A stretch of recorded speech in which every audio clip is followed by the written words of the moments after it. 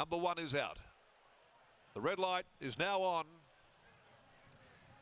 And the 3-year-old fillies are about to go.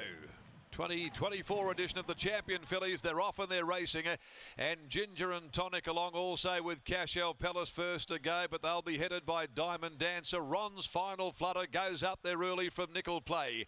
In behind those, over on the outside, Rosie Can Run driving forward. Divine Impact goes back into the field, back there as well. Flower of Gold settling down. Then Heavy Metal, Zucconi and Storyville had found herself back last as they work out to the riverside of the track with 1100 left to go, and Campbell getting an easy time of it with Diamond Dancer. Diamond Dancer's the leader from Ron's Final Flutter, a length and a half away in a very slowly run race here in the middle stages is Cashel Palace. Rosie Can Run cruised around the outside, they're going so slowly. Then Nickel Play travelling fifth in the middle, a length away Zucconi, who zipped around the outside from Divine Impact, but she's 4 deep. Then came Flower of Gold back in traffic, down on the inside Ginger and Tonic, and then Heavy Metal, and the tail ender is Storyville. They go past the 600 now, nearing the turn.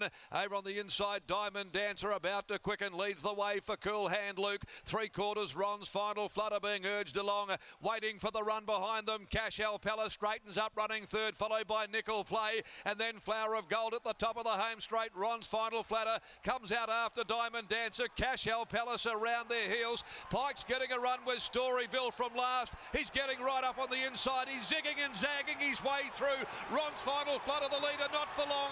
Storyville burst through, and that is absolute magic. What a win, Storyville.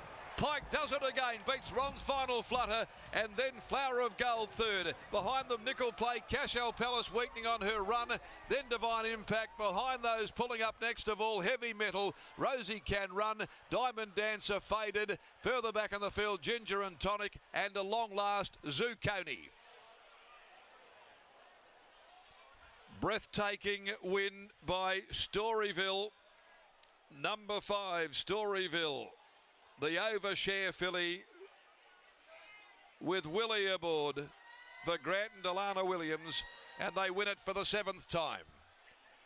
Pike takes out his 6th Champion Fillies and has produced one of the finest performances you'd ever wish to see.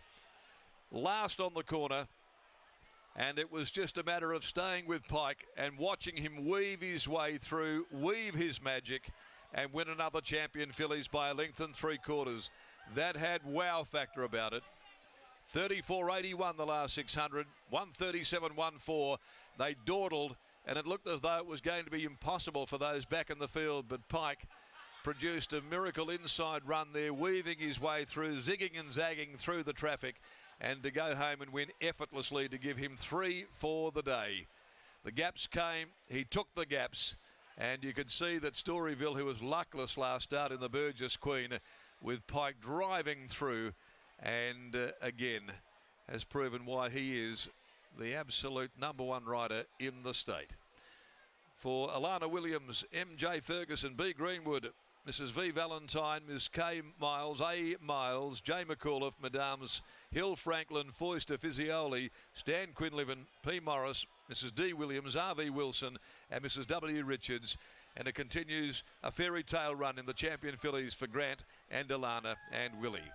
Second placing went the way of 2 Ron's Final Flutter by Written Tycoon, Dan Morton, Brad Parnham. Third, number 4, Flower of Gold, Simon Miller, Jordan Turner. And fourth home, 9, Cashel Palace, who loomed and then peaked on her run.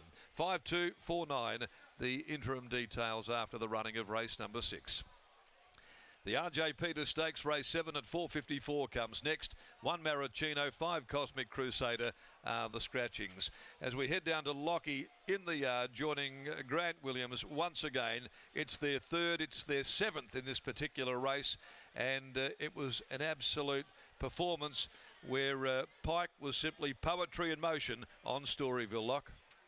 Yes, absolutely. Let's start there with Grant Williams. Grant, some ride by what you describe as the little man on top. Geez, it's good when he's in this sort of form, isn't it? It's, although, you know, we had heart in our mouth, had a really good rap on this horse from day dot. we obviously joke about it, me and Will, because everything Lance breeds always goes really good. But no, she does go really good. Look, we were probably riding her a little bit too confident for her first few runs, which was probably setting her up to be racing like she is. But yeah, he knows her really well, and yeah, it's good seeing that. Darren said this is your 7th Champion Phillies Stakes, but I suspect reading between the lines that this one means that little bit more. Yeah, well, she trains, does everything she breeds. It's really good.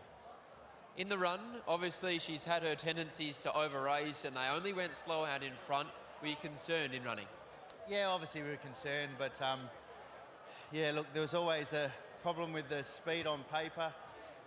Poor Clint, like I asked him to ride cold, but yeah, Lance was telling me during the week we probably should send the other filly forward because there was no speed. But you know, when you get up to these sort of races with 3-year-old fillies, half of them can't get the mile, but they go in it because they're 3-year-old and it's a champion filly. So with that in mind, you can normally be a little bit conservative if you've got something under the bonnet, which obviously after today we have.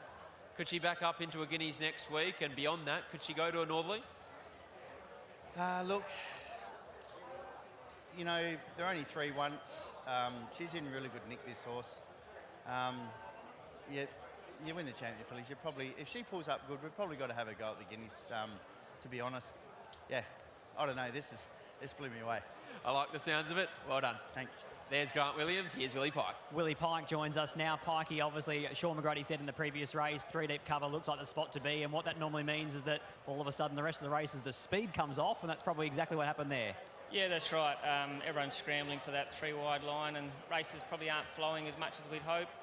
It is very typical of these races, though. You're out to the mile. Everyone's riding conservative to get the mile as well. So it's not uncommon, but I'm just glad we had the right horse and the right trainers to get through this sort of situation.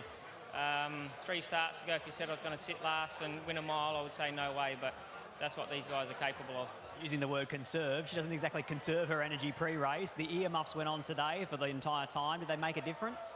Yeah, they kind of made her stand still behind the barriers, but up until we're at the barriers, she was her usual difficult self. Congratulations, mate. Well done. Thank you. There's Willie Pike combining with Grant Alana Williams once again, with Storyville taking out the Tap Touch WA Champion Phillies Stakes. On the other side of the break, we'll be catching up with the boys down in Albany for the 5th.